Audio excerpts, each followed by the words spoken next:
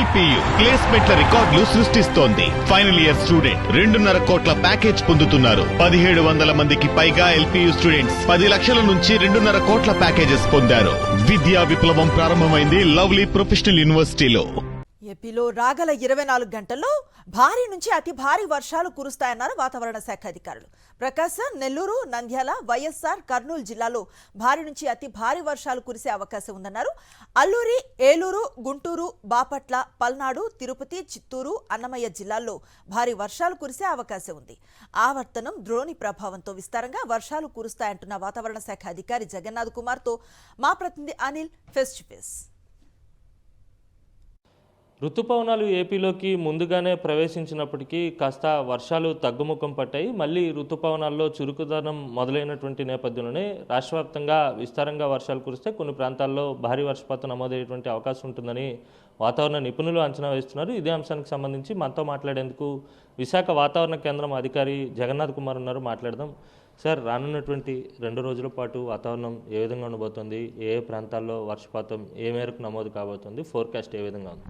నిన్న ఆగ్నేయ ఉత్తరప్రదేశ్ పరిసర ప్రాంతాల్లో కేంద్రీకృతమైన వాయుగుండం ఈరోజు కొంచెం పశ్చిమ వాయువ్య దిశలో పయనించి వాయువ్య మధ్యప్రదేశ్, నైరుతి ఉత్తరప్రదేశ్ల మధ్య కేంద్రీకృతమై ఉన్నది.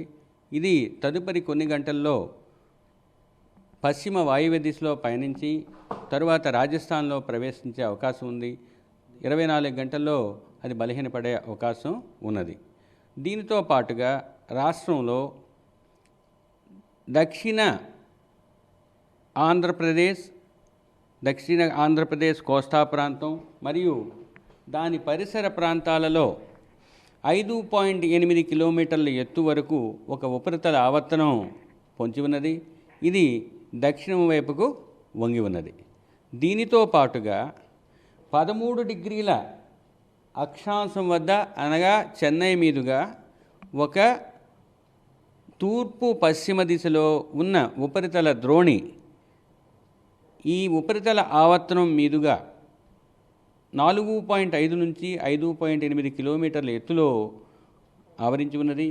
ఈ 2 సినాప్టిక్ కండిషన్స్తో పాటు అనుకూలమైన ఋతుపవన పరిస్థితులు ఉండటం వలన రాష్ట్రంలో రాబోయే వారం రోజులు కూడా వర్షాలు రాష్ట్రం ఉత్తర దక్షిణ కోస్తా జిల్లాల్లో పడే అవకాశం ఉంది. ముఖ్యంగా మొదటి 3 రోజులు ఉత్తర దక్షిణ కోస్తా జిల్లాల్లో అత్యధికమైన ప్రాంతాలలో తేలికపాటి నుంచి మోస్తరు వర్షపాతం నమోదయ్యే అవకాశం ఉంది. తదుపరి 2 రోజులు అనగా 4వ రోజు 5వ రోజు పలు ప్రాంతాలలో ఆ విస్తృతి కొనసాగే అవకాశం ఉన్నది. 6, 7వ రోజుల్లో అది కొన్ని ప్రాంతాలకు పరిమితమై వర్షపాతం తేలికపాటి నుంచి మోస్తరుగా కొనసాగే అవకాశం ఉంది. ఈ వారం రోజులు ఈ విధంగా ఉండటంతో పాటు మొదటి 5 రోజులు ఉత్తర దక్షిణ కోస్తా జిల్లాల్లో 1-2 చోట్ల ఉరుములు మెరుపులతో కూడిన వాతావరణం ఉండే అవకాశం ఉన్నది. వారం రోజుల పాటు ఏపీలో ఉన్నటువంటి అన్ని ప్రాంతాల్లో విస్తారంగా వర్షాలు కురిసేటువంటి అవకాశం ఉంటుంది. అలాగే స్థిరమైన గాలులు, ఋతుపవన గాలులు కూడా ఉండేటువంటి అవకాశం ఉంటుందని వాతావరణ శాఖ అంచనా వేస్తుంది. ఇప్పటికే దక్షిణ కోస్తా జిల్లాల్లో భారీ వర్షపాతం నమోదవుతుంది. రానున్నటువంటి 24 గంటలు ఇటు రాయలసీమతో పాటు దక్షిణ కోస్తాలో ఉన్నటువంటి చాలా ప్రాంతాల్లో భారీ వర్షపాతం ఉండేటువంటి అవకాశం అయితే స్పష్టంగా కనిపిస్తుంది. వీడియో జర్నలిస్ట్ రమేష్ రెడ్డితో కలిసి అనిల్, సాక్షి టీవీ, విశాఖ తుఫాన్ హెచ్చరిక కేంద్రం నుంచి.